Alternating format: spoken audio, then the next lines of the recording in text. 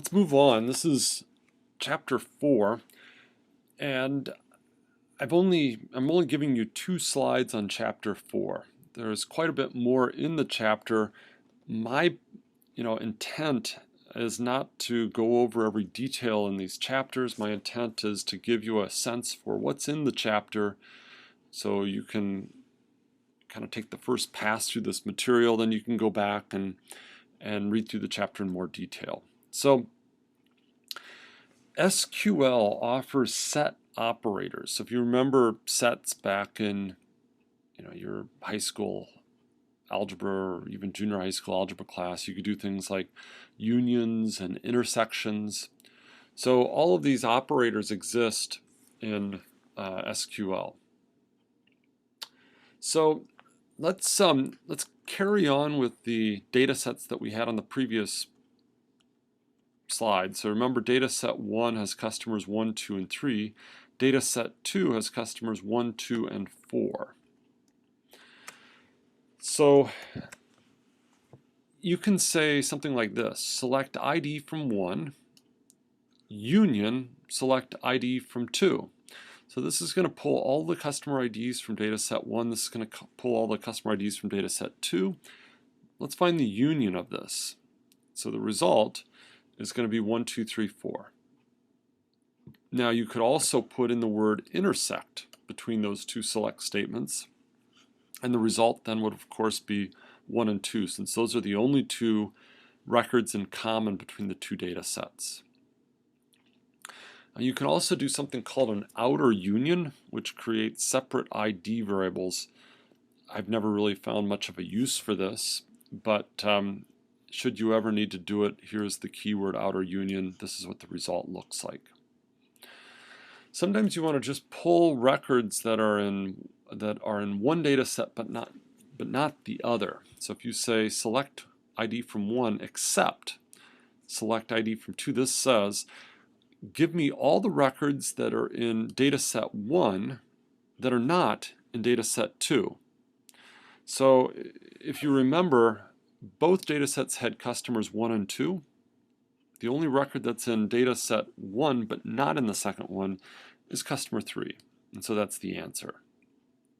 Now if you flip the order, select ID from 2 except select ID from 1, this means give me everything that's only in 2 and not in 1. And so the answer would only be customer 4. So that's unions and intersections and accepts. Let me give you a concrete example now of where this would be useful. The example is a database marketing example. Common task is called Merge-Purge.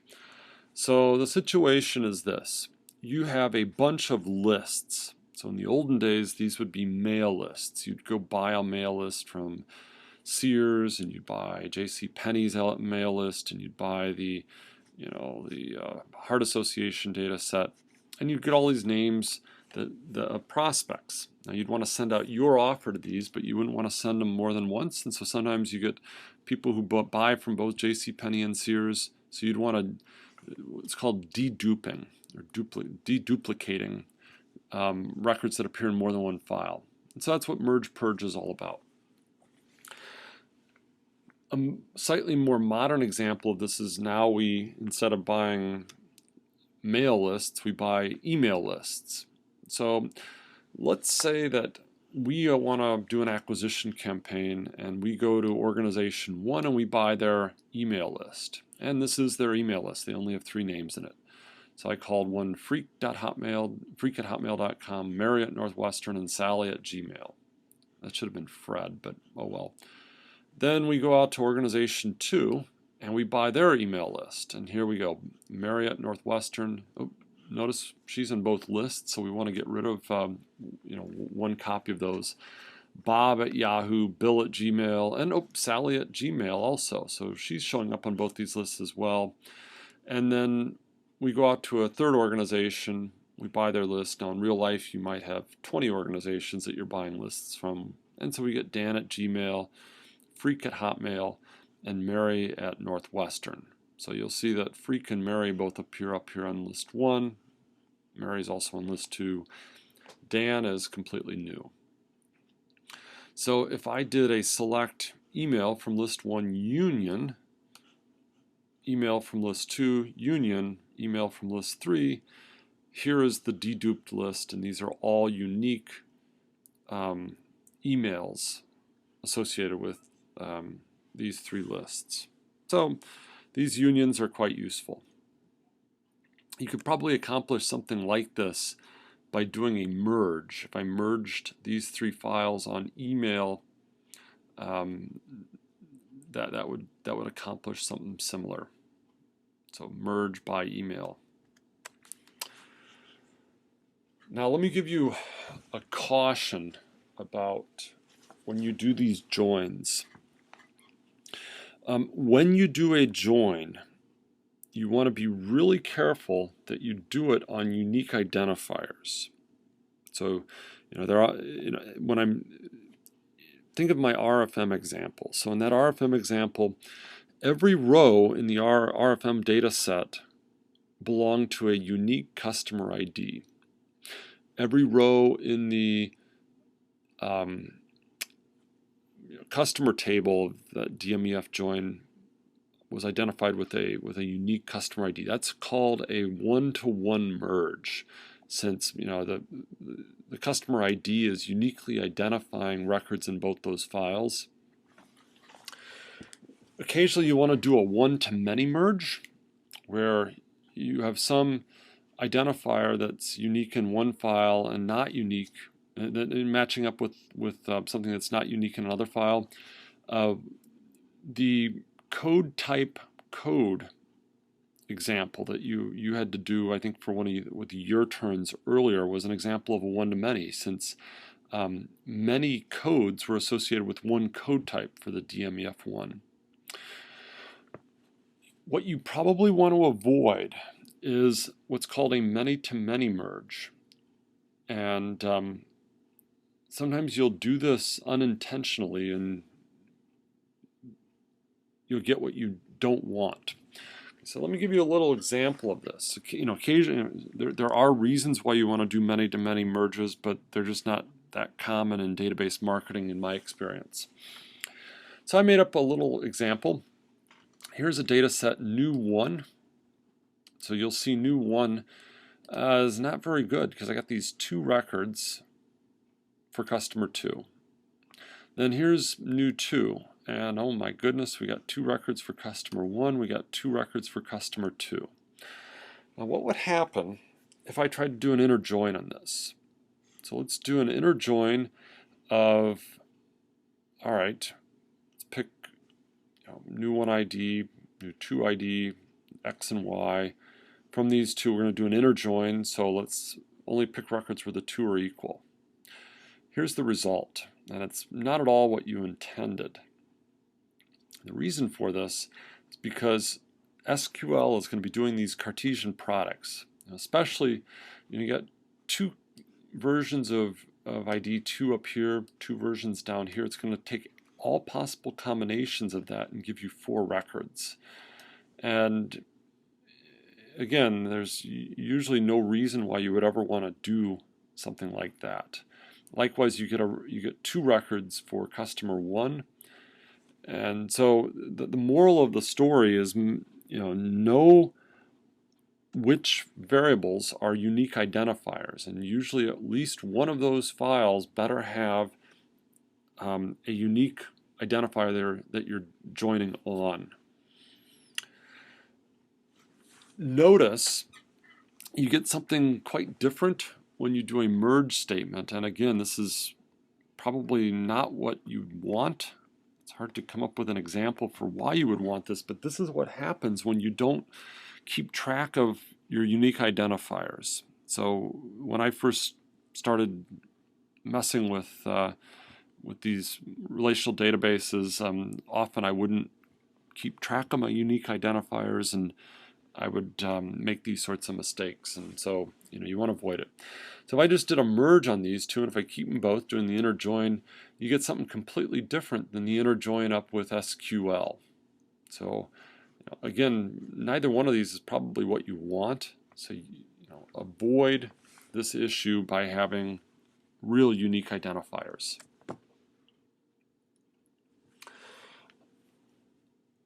This next slide is a one-page introduction to Chapter 5. So Chapter 5 is all about creating and modifying tables using SQL. This is not something that I do much. So in if I want to make a table, I tend to use the data step, and the reason for that is it's just much more flexible. Another reason for this is different SQL implementations have different ways of bringing data in.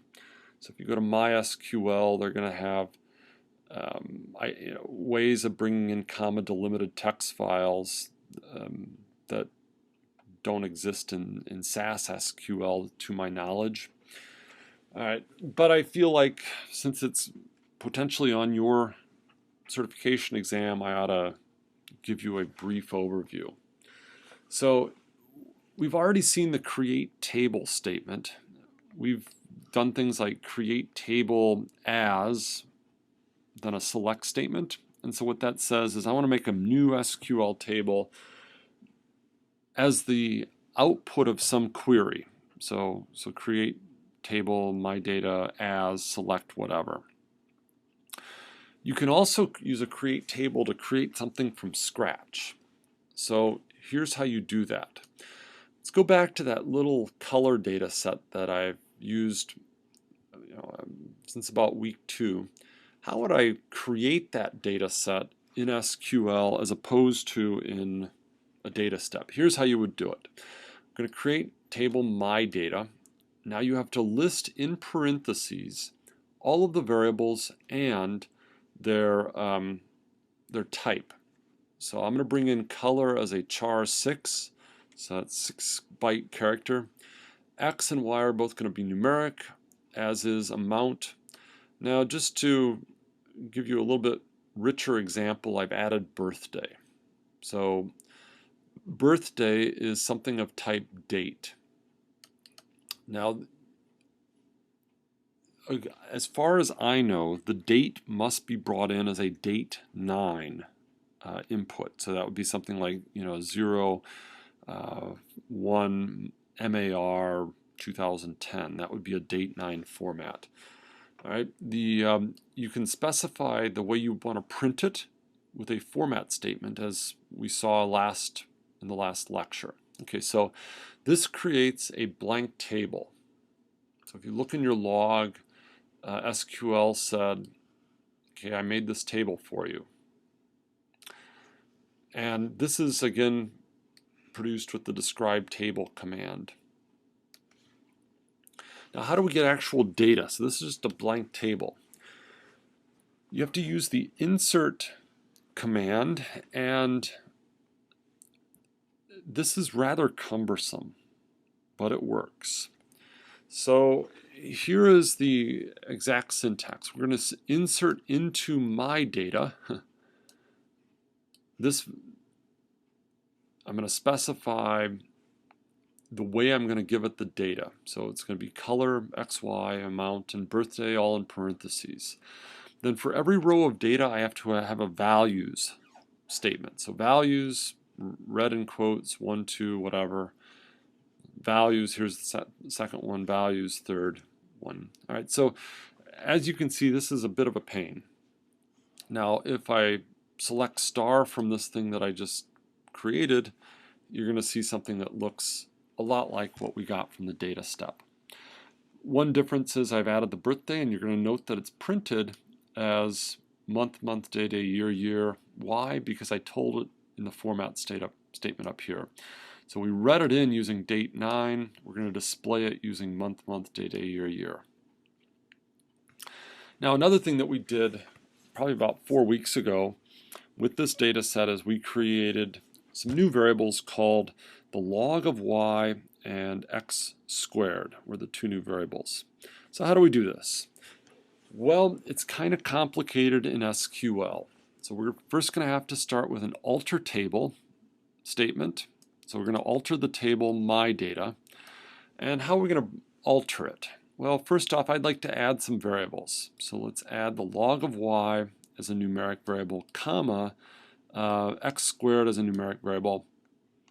Let's get rid of the birthday. I don't need birthday anymore, so I can say drop birthday and then end the alter table statement with the semicolon. So this just tells our SQL, I want these new variables and they're numeric, and get rid of that birthday column. Now, how do I actually compute the values? I have to do that with an update statement. So we're going to update my data by setting the log of y equal to the log of y. Set x squared equal to x times x. So that set is almost like the compute statement in SPSS. Then let's go print the data set and you'll see it looks like SQL did it correctly. So that gives you a one-slide introduction to Chapter 5. Again, I think you're better off doing these things in a data step, or if you're in a different system like MySQL, go read about importing commands.